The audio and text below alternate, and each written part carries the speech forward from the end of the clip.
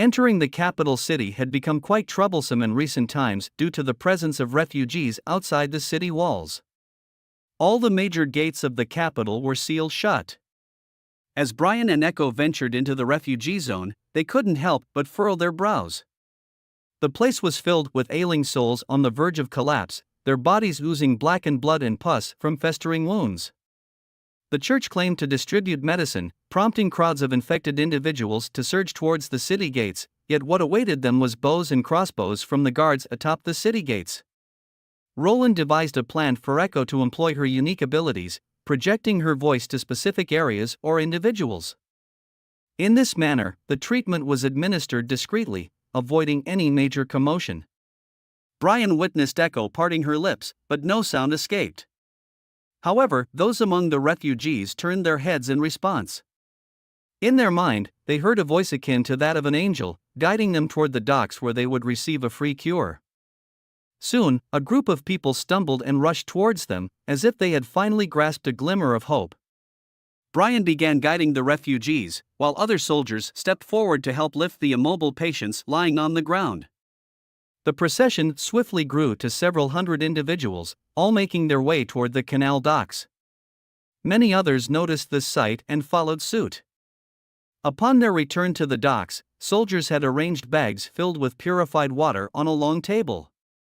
Standing beside the table, he informed the refugees that by drinking these canteens, they would be cured. Simultaneously, he warned them that the church's words were all lies, and their so-called sacred medicine was merely a ploy to extract more money from the people, forcing them to grovel in gratitude for saving their lives. On the other hand, His Highness Roland not only brought the medicines but also demanded no payment.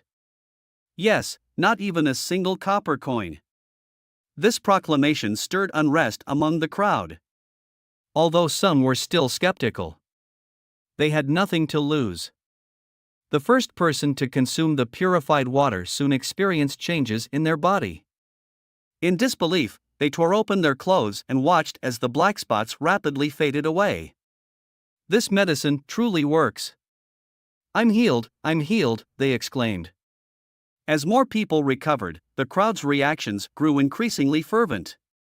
If it weren't for the soldiers maintaining order, it was likely that the long table holding the canteen of water would have been swarmed and toppled by the desperate refugees. The soldier in charge continued to speak loudly, proclaiming that His Highness Roland required a substantial workforce to the border town in the western frontier. Anyone willing to venture to the western lands and serve him would receive food, shelter, and wages.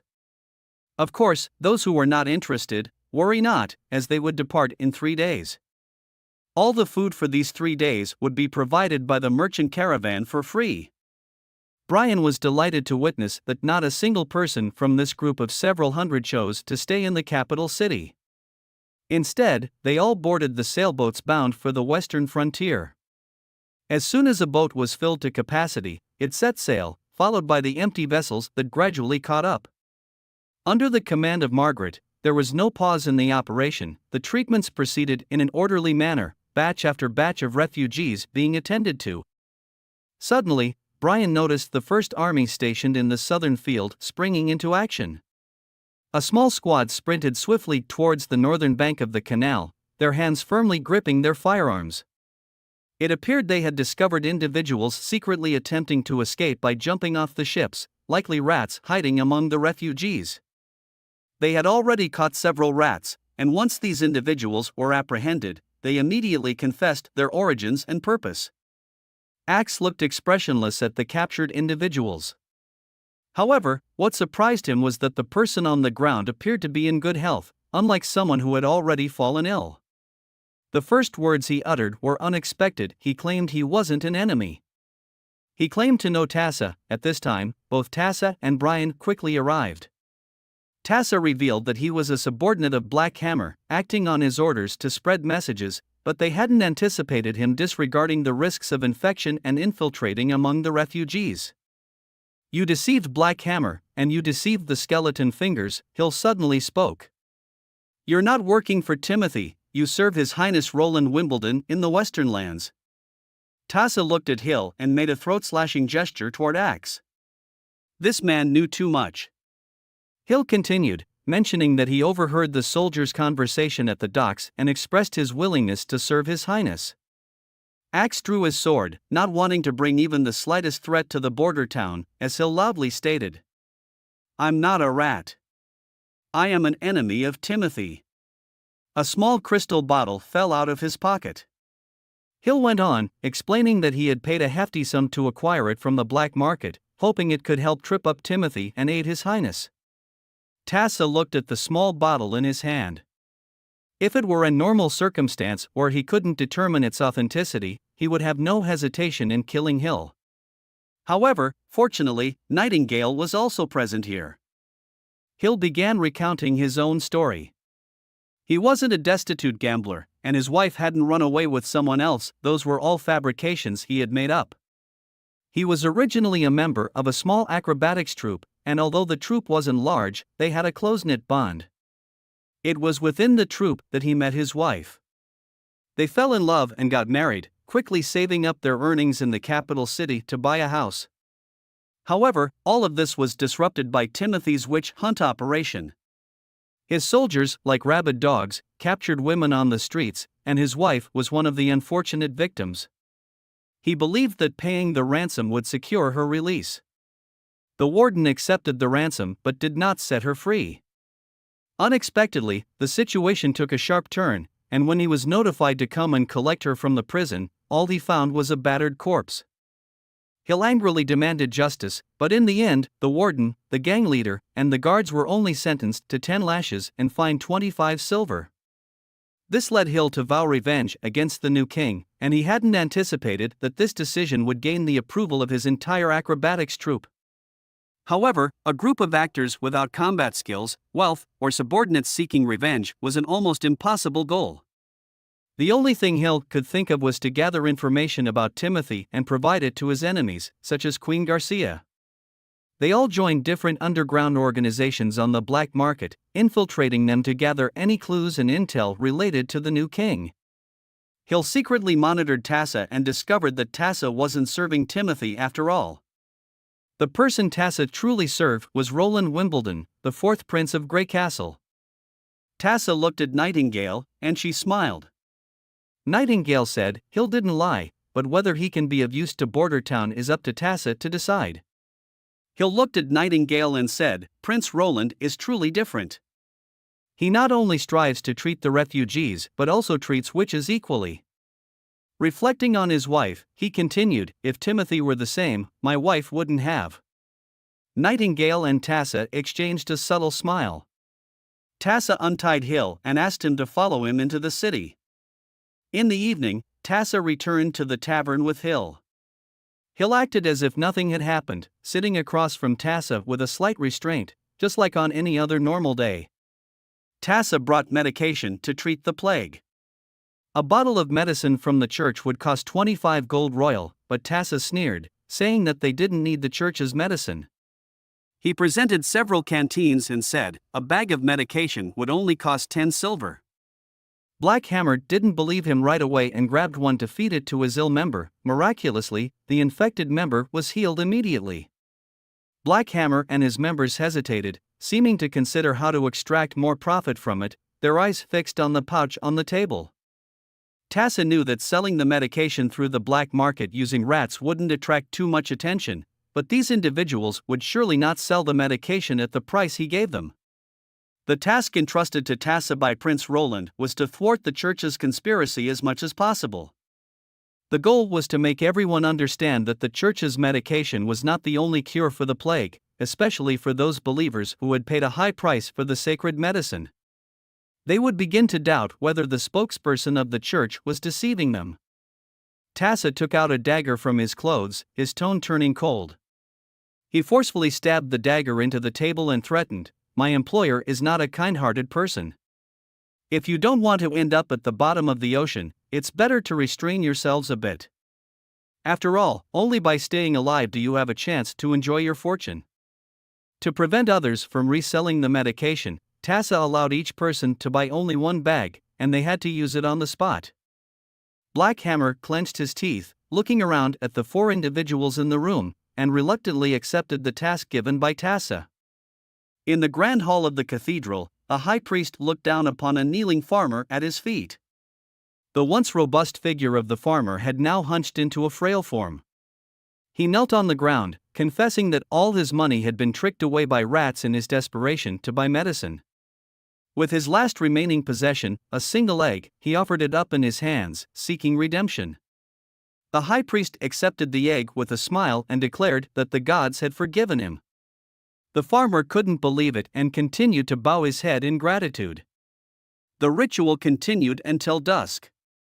Suddenly, a priest leaned in close to the high priest's ear and whispered that the rat had brought news. It seemed that more and more sick people were being taken away from the city outskirts. Following the church's previous instructions, the high priest needed to fully utilize the plague and the antidote to convert as many followers as possible. In a small room located in the basement, the high priest encountered the rat. His appearance truly resembled that of a rat. After introducing himself, the rat explained what he had seen and heard in the past few days. He had witnessed ships on the canal continuously ferrying away the sick, and they seemed to have a method to cure the plague. Among this group of people, there was even a witch. The rat had spotted a flying witch in the sky. The high priest inquired about their numbers, to which the rat responded that they had no armor, no horses, and their weapons consisted of long wooden weapons. There were approximately 100 of them, and it seemed they were recruited by the lord of the border town.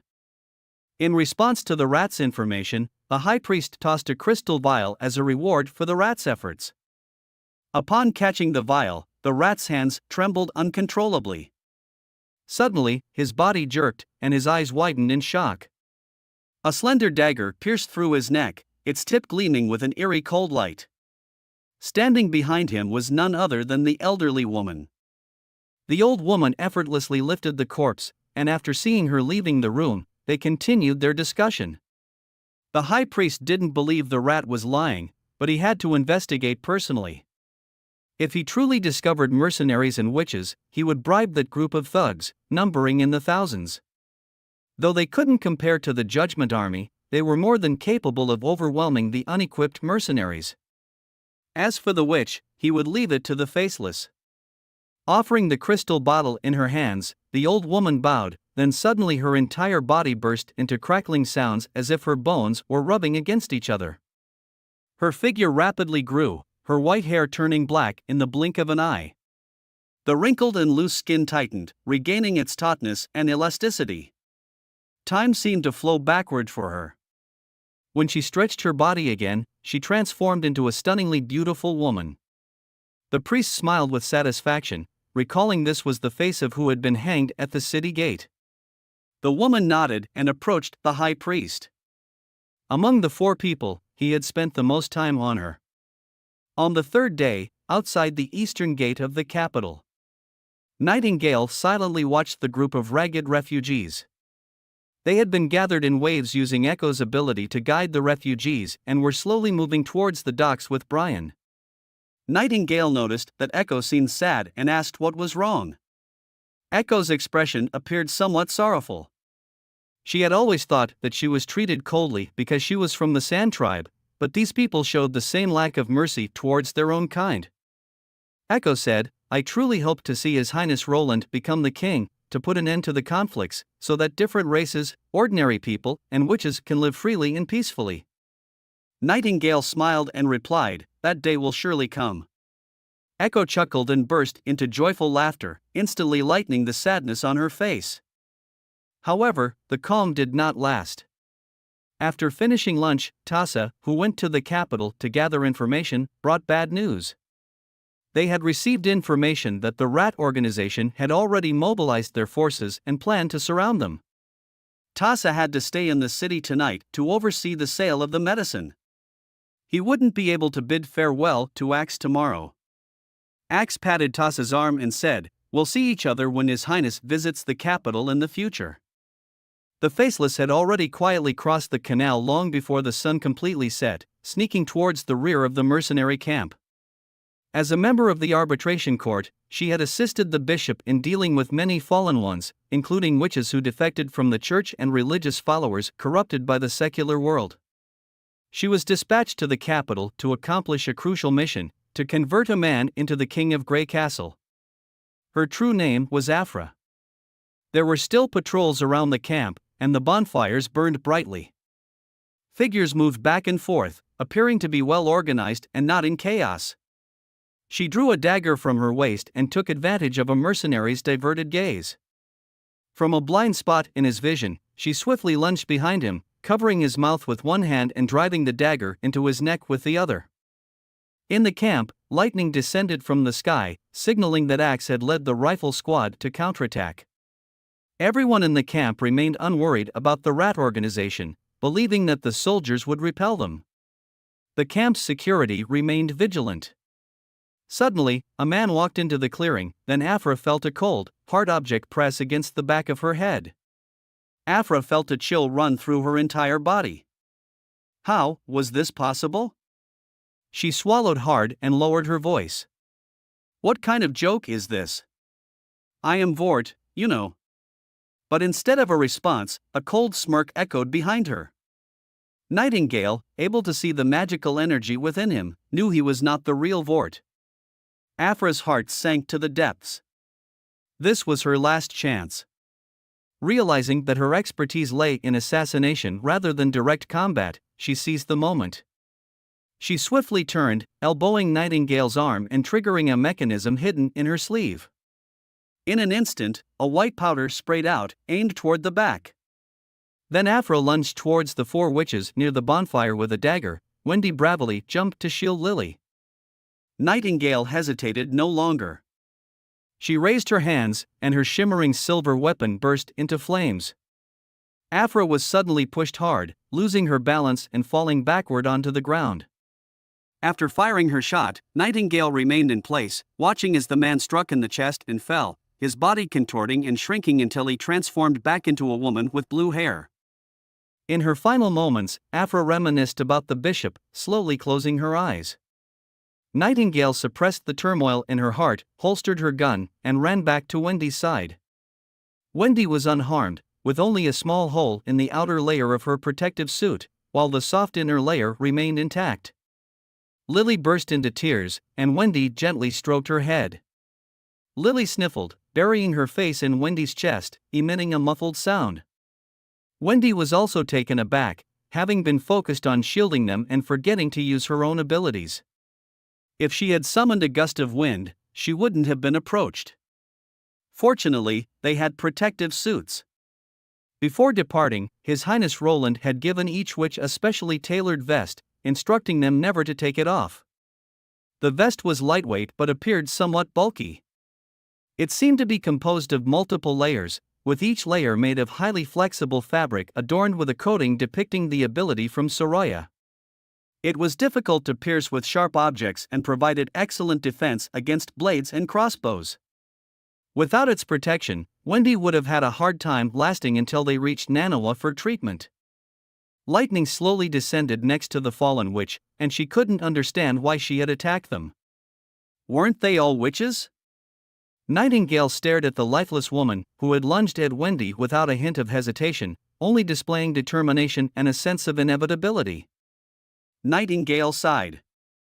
She wasn't one of us, just a pitiful individual. On the eve of their journey back to the border town, the large-scale night assault that had long been detected ended with 1 dead and 4 injured by the First Army. The battle was not uneven, the enemies couldn't even get close to them. Soon, the rat organization scattered, and the 4 wounded soldiers had their wounds bandaged. With Lily present, there was no risk of infection. As for the soldier killed by the witch, he was properly laid to rest, and the entire group attended his funeral. This was the First Army's first expeditionary operation, not a failure but not an outright success either. With complex emotions, they embarked on their journey back home. On a ship, a tall and rugged-looking man was explaining his knowledge of the sea. Tilly, filled with curiosity, asked many questions of this great explorer. He was Thunder, the first explorer to discover the Shadow Isles. However, since his disappearance in a shipwreck 2 years ago, many believed he had tragically perished. Little did they expect him to appear on Slumbering Isle, where he made an agreement with Princess Tilly to chart new sea routes, map the seas, and search for more ancient relics, with the assistance of witches sent by Tilly. As for the 2 missing years, it was a topic they had not mentioned, and Tilly remained silent about it. However, she couldn't help but feel that His Highness knew something, or else they wouldn't have such a strong understanding between them. Thunder looked at Molly, grateful that she had summoned the large creature yesterday, which helped the ship to remain unscathed even during the fierce storm. The crew members who had initially been resistant to Molly and the other witches were now in awe and admiration, and gained much respect to her. Thunder often pondered that perhaps witches were the most suitable explorers. After all, they had qualities that others didn't possess. Tilly smiled faintly and said, "There is already a witch that inherited the title of the most outstanding explorer." Thunder took a deep draw from his pipe, exhaling a long trail of smoke, saying, "Let's hope so." Molly followed the sailors and learned how to fish. Suddenly, a dark shadow appeared beneath the emerald waters, and as Molly's familiar pulled on the fishing rod, the resistance grew stronger. It was about to surface. The sailor urged Molly to quickly let go of the fishing rod. Before he could finish his sentence, a strange creature had already leaped out of the water, opening its large mouth and lunging toward Molly.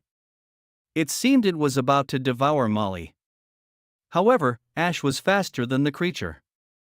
She scooped up the little girl with her left hand and swung her giant sword with her right, smashing it onto the attacker's head. The monster let out a painful shriek as it was sent crashing down from the air, desperately flailing its 6 legs, attempting to escape back into the water. But Ash did not give it that chance. She set Molly down, gripped her sword with both hands and ruthlessly impaled the creature, pinning it to the deck. According to rumors, these were supposed to be mutated sea spirits, but in reality, they were demonic beasts. The lookout suddenly shouted, "Fog is forming! Stay alert, everyone!" Thunder commanded loudly, "Lower the sails, we are entering the shadowed isle." Ash noticed that the previously clear sky suddenly turned dark, and the emerald green sea transformed into inky green as if a pool of ink was spreading beneath the water's surface. Before long, the ship was enveloped in thick mist, and Ash stood at the stern unable to see the figures at the bow.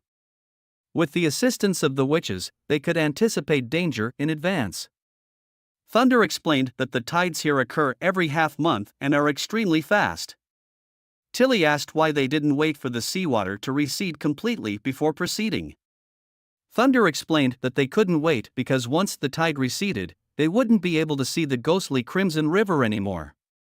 Soon, they witnessed several red figures appearing in the dark green waters. They flickered past like phantoms. These were the unique fish of the Shadow Isle. Gradually, the fish multiplied, gathering beneath the ship, making it seem as if the sailing vessel was being carried by the fish. If it weren't for their opposing directions, Ash would have even felt as though the ship was being lifted by the fish. Thunder explained that the main island resembled a triangular tower with a massive hollow passage running through its center. These crimson-scaled fish liked to lay their eggs and reproduce in the cavern. During low tide, the hollow would emerge above the water's surface, and the resident fish would be the first to sense the changing water levels and swarm out. So, as long as they followed the ghostly Crimson River, they would reach the main island of the Shadow Isle. They soon arrived at the Shadow Isle. They waited until darkness fell and the seawater receded completely to the bottom of the cave. Seizing the opportunity, Thunder commanded the sailors to anchor the ship and secure it to the copper stakes at the entrance of the cave with sturdy hemp ropes. Pointing towards the ancient ruins above, the upcoming journey could only be described as unimaginable. The witches followed Thunder and his companions, entering through a stone door at the bottom of the colossal abyss. They ascended the winding stone steps, where water trickled and murmured. Despite holding torches, the flickering flames seemed feeble and insignificant compared to the seemingly endless staircase. Progressing through the abyss-like darkness, Tilly tightly clutched Ash's arm, displaying a vulnerability that was absent from her usual confident demeanor as the fifth princess, who faced difficulties with unwavering confidence.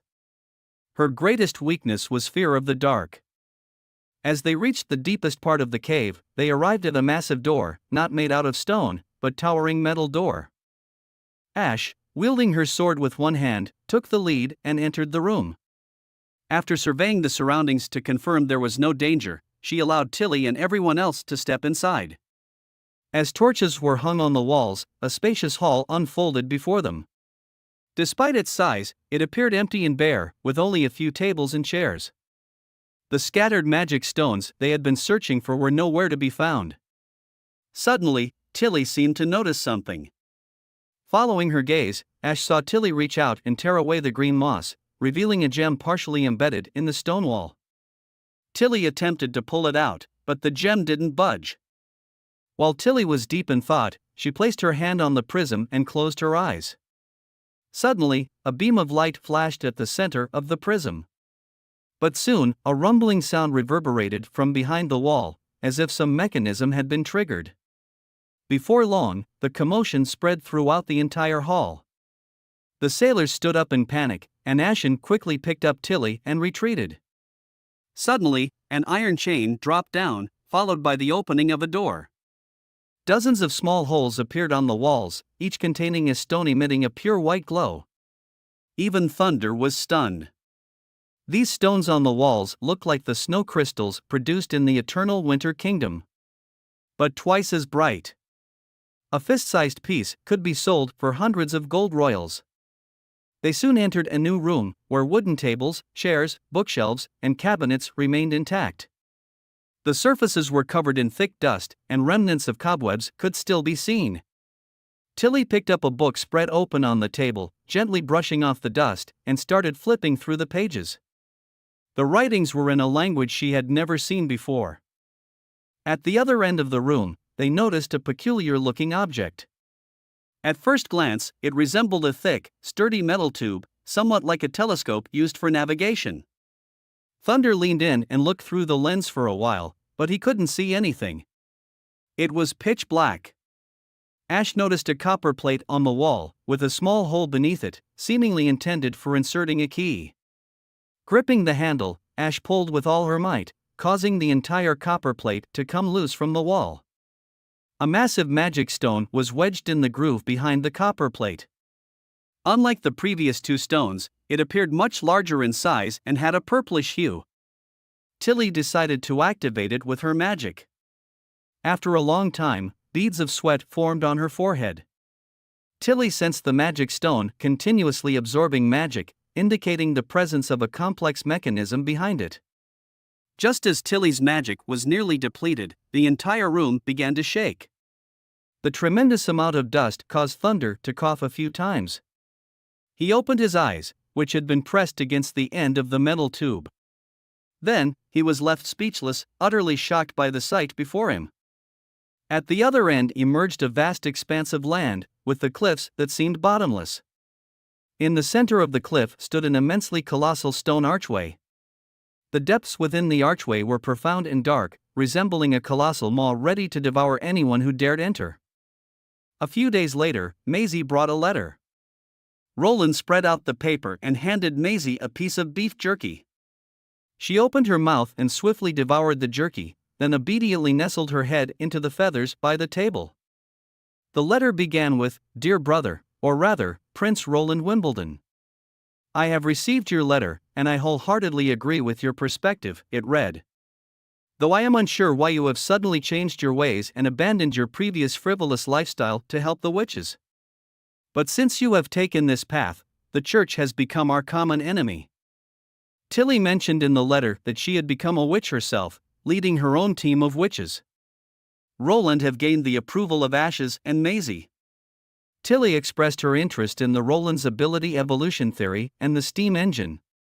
She agreed to the formation of an alliance and agreed to provide auxiliary abilities witches to assist him. She provided Roland a list of some of the witch's abilities, and through Maisie, she informed him that they could set off next month. However, due to safety concerns, the group should not exceed 5 people at once, and protection should be arranged. Tilly hoped that Roland would treat the witches of Slumbering Isle as fairly as he treated the witches in his own territory. Finally, she expressed her desire to end the church's oppression and build a new order, a kingdom where not only witches but anyone would be free from unjust persecution. Roland set aside the letter, feeling an indescribable sense of joy.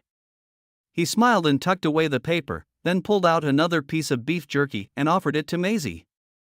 She opened her mouth, snatched the jerky, and swallowed it in a couple of bites before obediently resting her head on the table, burying it in the feathers.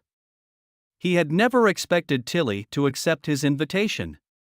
The surprises brought by her response far exceeded his expectations. Her openness and enthusiasm made him feel like he had found an extraordinary ally. With her on his side, he no longer had to fight the church alone. As for the secure transportation route, he had already considered it thoroughly. The more he thought about it, the more excited Roland became. However, his thoughts were interrupted by a sudden explosion from the rear. Startled, he woke up from his daydream. Thinking it might be an enemy attack, he hurriedly opened the window to investigate the direction. It was the chemical laboratory. Roland rushed to the laboratory near the Crimson Water River, but the damage wasn't as severe as he had imagined. When he arrived, he saw Kyle Sichi lying on the ground with traces of blood leading from the accident site to the front door. His face was blurred, a mixture of blood and pus resulting from the corrosive acid that had splashed during the explosion. Several fingers were missing from his hand, and white bones could be seen through the flesh. The apprentices had already administered emergency treatment, indicating that they had encountered similar incidents while in Crimson Water City. They had successfully evacuated the injured, applied tourniquets, and sought help. Roland instructed his guards to secure the entrance and wait for Nanawa's arrival. He then entered the side room with Carter to search for the alchemist's fingers. Even if the young girl managed to heal his injuries, he wouldn't be able to conduct chemical experiments without his fingers.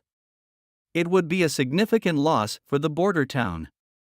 Upon entering the room, an unpleasant odor filled the air, and Roland recognized it as the smell of nitrogen dioxide.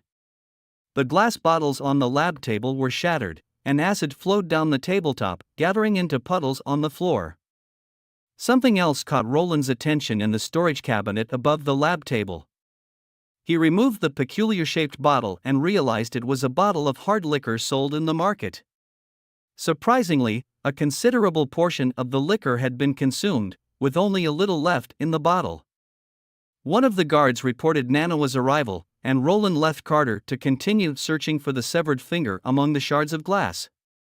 He returned to the front door of the laboratory. For Nanawa, this level of treatment had become routine. Compared to the girl who used to be scared of blood and would faint at the sight of a horrifying wound, she had grown a lot both in terms of her abilities and courage. Nanawa smiled proudly and said, "I can now heal these minor injuries directly." Nanawa placed her hands above the alchemist's chest, closed her eyes, and immediately there was a change in Kyle's injuries. His face healed rapidly, returning to its original state in no time. Surprisingly, even the severed fingers began to grow outward, although at a much slower pace. First, the bones extended, followed by the flesh and finally the nails and skin. It took about 15 minutes for his fingers to fully regenerate.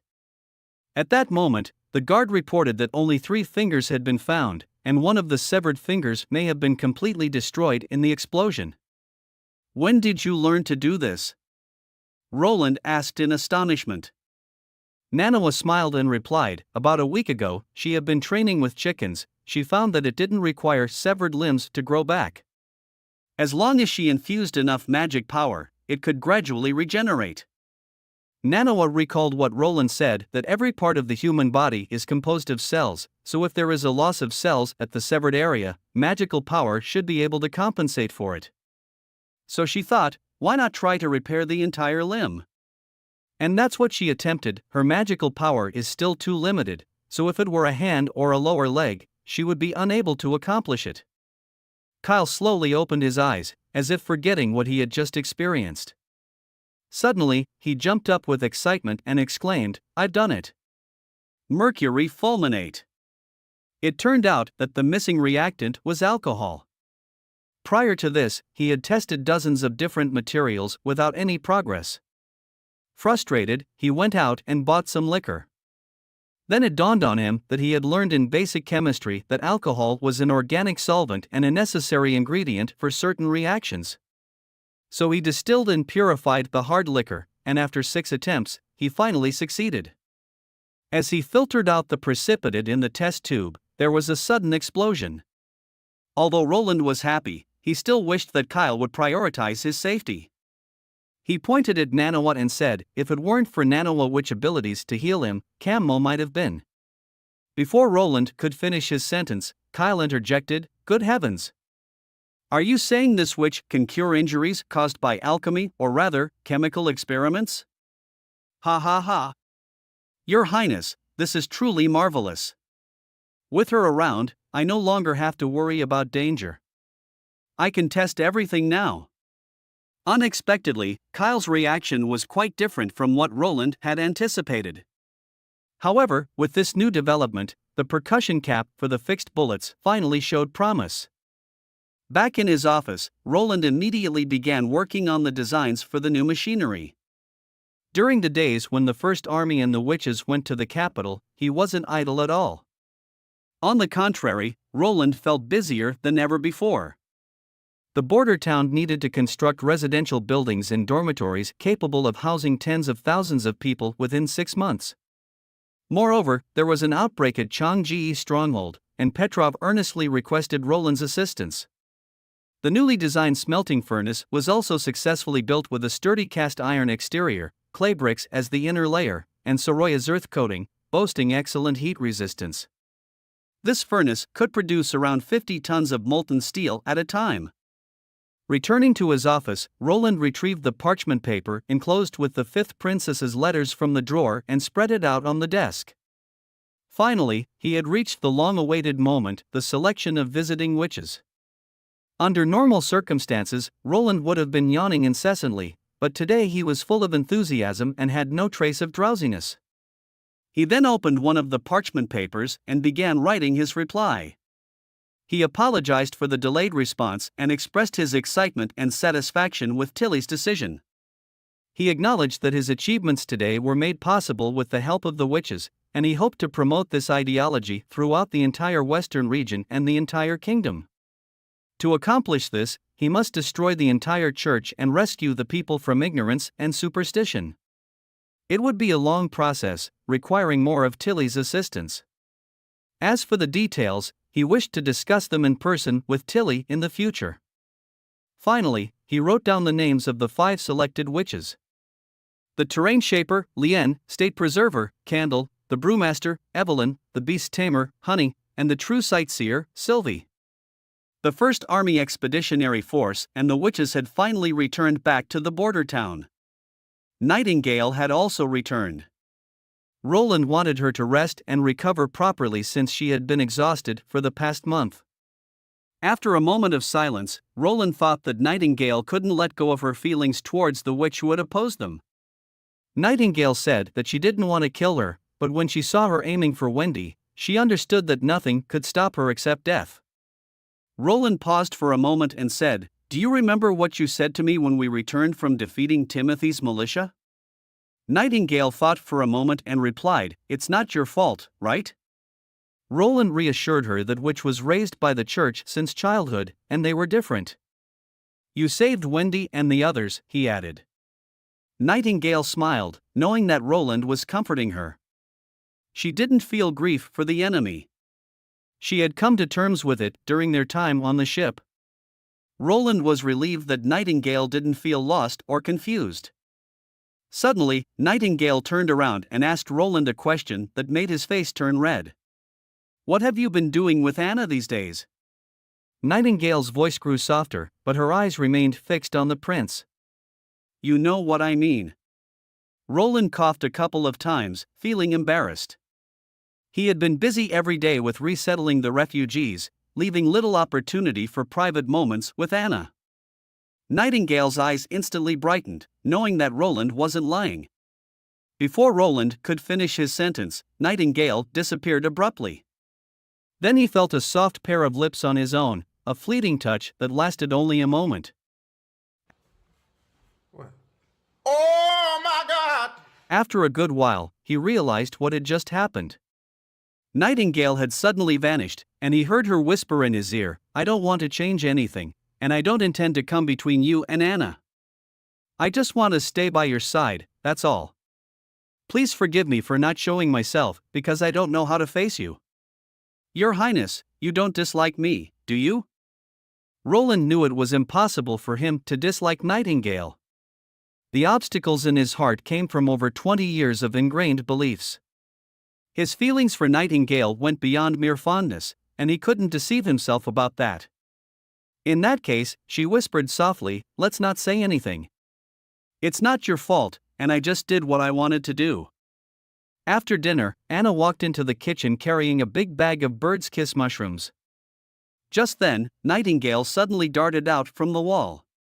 Hey, what are you up to? She asked. Anna explained that she wanted to use the mushrooms to make a late-night snack for His Highness. Roland had been working late into the night these days and would often get hungry. Nightingale looked at Anna and asked if she could teach her how to make it.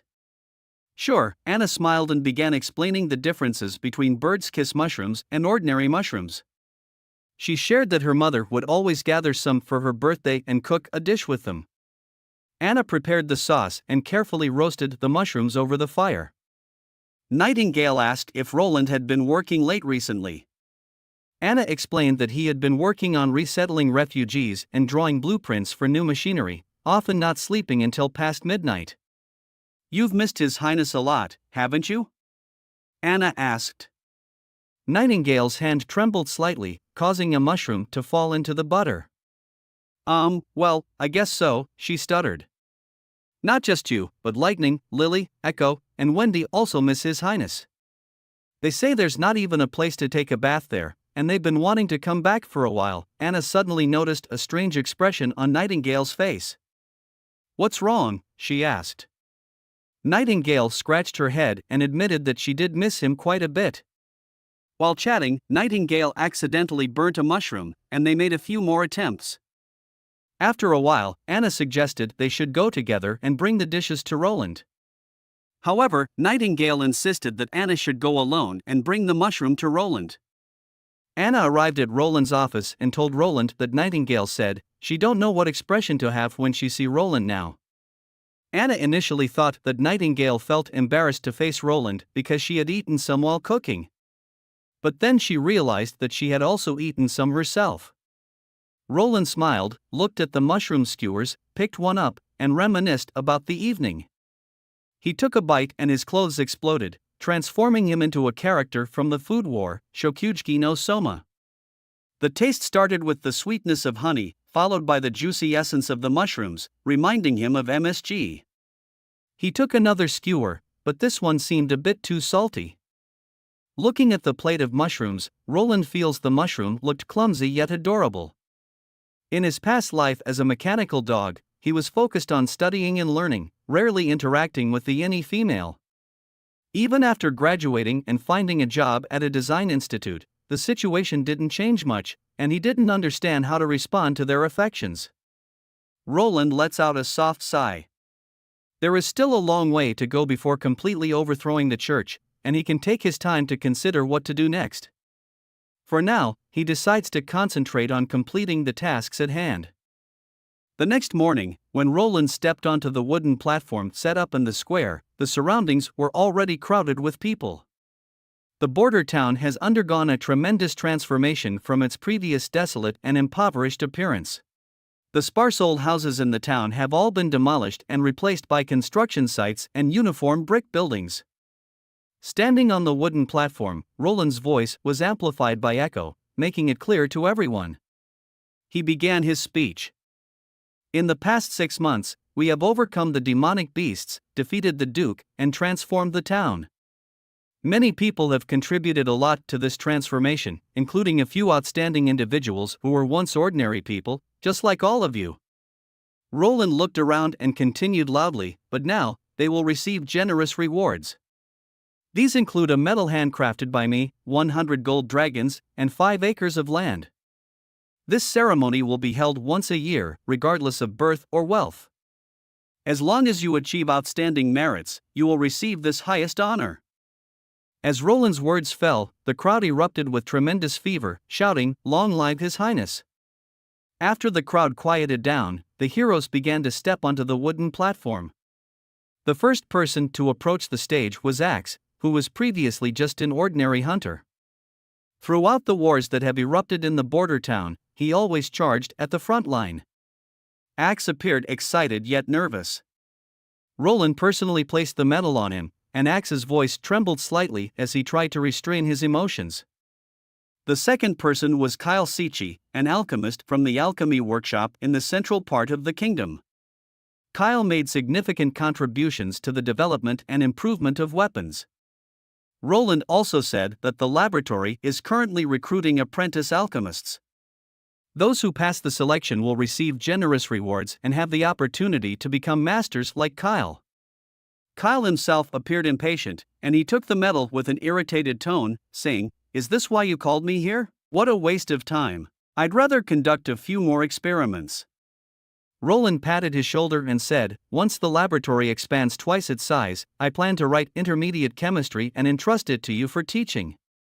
Kyle's attitude instantly changed, and he kept bowing in gratitude.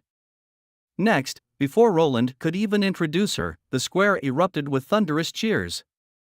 "Miss Manhwa! Miss Manhwa is here! Miss Manhwa, thank you for curing my husband," someone exclaimed, addressing her as the angel.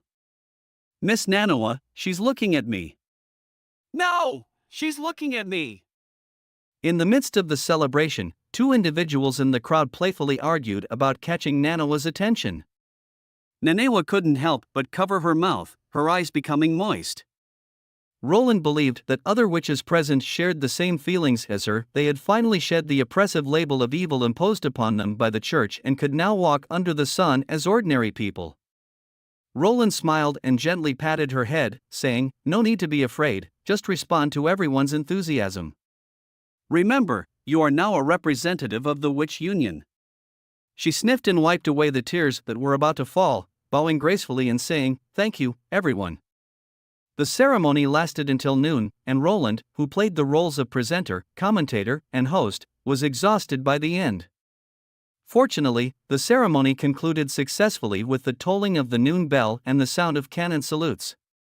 Sweating profusely, Roland returned to the castle, and as he reached the third floor, he saw Anna standing by the office door with a smile on her face. She blinked her beautiful azure eyes and led Roland into a room. Roland pushed open the door in a daze and stood frozen in place. In front of him stood 12 witches, arranged neatly in 2 rows. At the forefront were Scroll and Wendy. Upon seeing the prince, everyone lifted the corners of their dresses, bent their knees, and bowed in reverence. "Thank you, Prince Roland," they all said in unison.